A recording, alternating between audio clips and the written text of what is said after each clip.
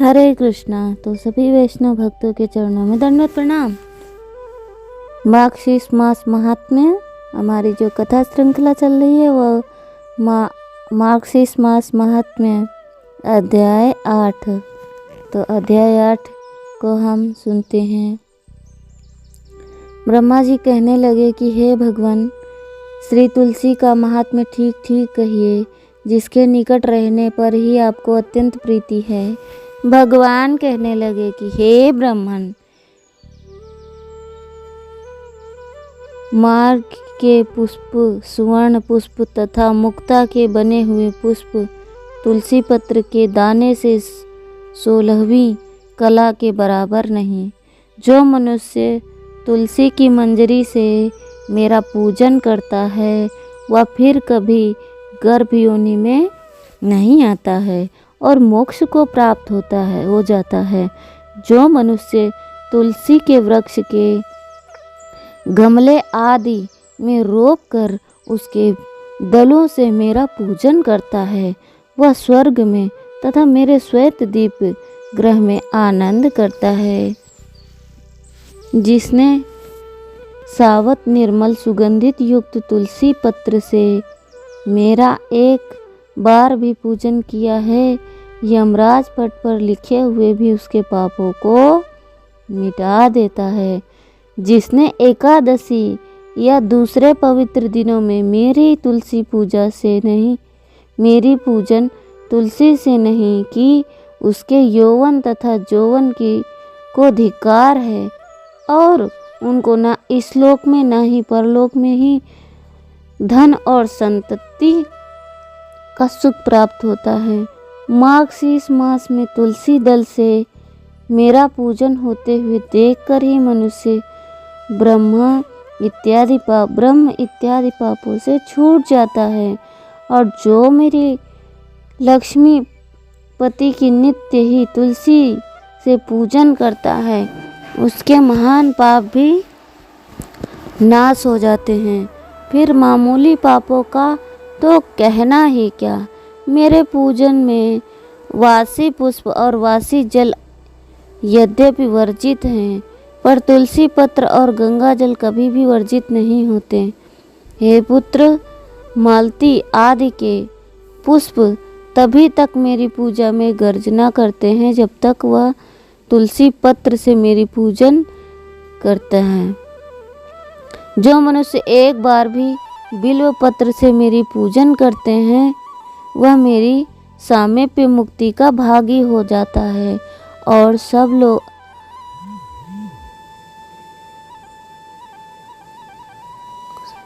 बिल्व पत्र से, समी पत्र से, जाति पत्र से, जाति पुष्प से, कमल से और कौस्तुभ मणि से भी तुलसी पत्र मुझको अधिक प्रिय है।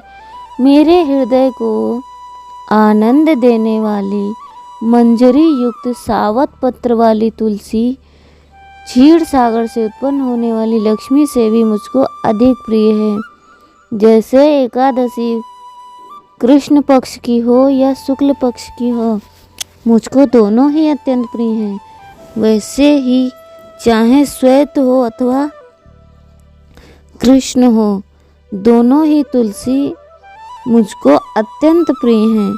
जो भक्ति पूर्वक तुलसी से मेरा पूजन करता है उस पूजन से देवता, असुर और सभी मनुष्य का पूजन होता है। मुझको प्रसन्न करने के लिए कौस्तुभ आदि मणि रत्न तभी तक गरजते हैं जब तक कृष्ण मंजरी युक्त कृष्ण तुलसी प्राप्त नहीं होती।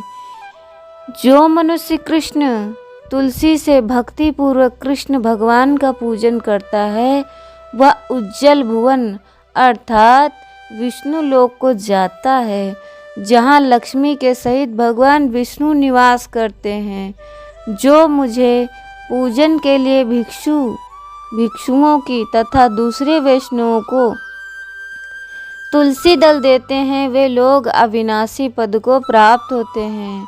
जो मनुष्य तुलसी से अथवा श्वेत तुलसी से मेरा पूजन करते हैं वह शरीर को छोड़कर सदैव के लिए वैष्णव गति को प्राप्त होते हैं तब ब्रह्मा जी कहने लगे कि हे भगवान, धूप दान तथा दीप दान के करने से क्या फल मिलता है, इसका ठीक ठीक महात्म्य कहिए। भगवान कहने लगे कि हे पुत्र, धूप दान और दीप दान से जो मुझको अत्यंत प्रिय है, महात्म्य सुनिए। मार्गशीर्ष मास में कोई भी व्यक्ति कपूर और दिव्य चंदन का सुगंधित धूप मुझे अर्पण करके 100 कुलों का उद्धार करता है। जो मनुष्य कृष्ण वर्ग के अगरु के धूप से मेरे मंदिर को अर्पित करता है, वह नरक रूपी समुद्र को पार हो जाता है। जो भैंस के घी से गुग्गल और चीनी मिलाकर मुझको धूप देता है, उसका सब इच्छाओं को मैं पूर्ण करता हूँ। धूप किया हुआ गुग्गल समस्त कष्टों को नाश करता है और धूपित अगरु सब कामनाओं को पूर्ण करता है। अगरु का धूप देह और ग्रह को पवित्र करता है तथा समस्त रसों का धूप यक्ष और राक्षसों का नाश करता है। जाति पुष्प, इलायची, गुग्गल, हड़, कुठ, राल, गुड़, सैला, छड़ और नख, इन 10 चीज़ों को मिलाकर दशांग धूप कहते हैं। जो मार्गशीर्ष मास में दशांग धूप मुझे अर्पण करता है, तो मैं उसको दुर्लभ कामनाओं को देता हूँ तथा बल, पुष्टि, पुत्र, स्त्री तथा भक्ति को देता हूँ। नागर मोथा का धूप मनुष्य को अति प्रिय है, मनुष्यों को प्रिय बनाने वाला है, मंगल को करने वाला, दूसरों को वश में करने वाला। मार्गशीर्ष मास में नागर मोथा का धूप अथवा गुड़ के धूप से मुझे अर्पण करता है, वह समस्त पापों से मुक्त होकर मुझको प्राप्त होता है। मेरे निमित्त किए गए धूप के शेष बचे हुए धूप से जिसका शरीर धूपित होता है, उसको स्वर्ग, भूमि और अंतरिक्ष, आकाश संबंधी किसी प्रकार का भय नहीं होता है।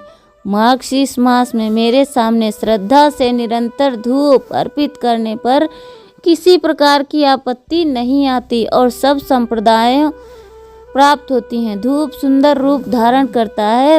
धूप उत्तम और पवित्र तथा वनस्पतियों का रस दिव्य, परम पावन तथा शुद्ध है। अब इसके पश्चात दीप दान का महात्म्य कहते हैं, जिसके करने से मनुष्य वैकुंठ लोक को प्राप्त होता है। इसमें कोई संशय नहीं। जो बहुत सी बत्तियां घी को में भिगोकर आरती करता है, वह कल्प कोटि वर्ष तक स्वर्ग में वास करता है। जो मार्गशीर्ष मास में मेरे सम्मुख खड़ा होकर मेरी आरती देखता है, वह 7 जन्म तक विप्र होता है और अंत में सालोक्य मुक्ति को प्राप्त होता है। जो मेरे सामने कपूर की आरती करता है, वह द्विजोत्तम, वह अनंत स्वरूप मुझ में आकर प्रवेश करता है। हे पुत्र, नीराजन करने पर मंत्रहीन क्रियाहीन पूजन भी संपूर्ण फल को देता है। जो मार्गशीर्ष मास में कपूर का दीपक जलाता है, वह अश्वमेघ यज्ञ के फल का भागी होता है तथा उसके सारे कुल का उद्धार हो जाता है। जो मेरे सामने ब्राह्मणों के सामने या चौराहे में दीपक जलाता है, वह मनुष्य बुद्धिमान, ज्ञान संपन्न, चक्षुमान होता है। जो मार्गशीर्ष मास में मेरे सामने घृत अथवा तेल का दीपक जलाता है, उसके फल को सुनिए। समस्त पापों को त्याग कर 1000 सूर्य के समान तेजमान होकर चमकता है।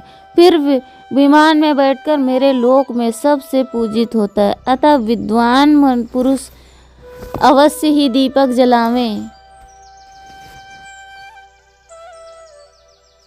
विद्वान मनुष्य दीपक अवश्य ही जलावें, इससे श्री हरि प्रसन्न होते हैं।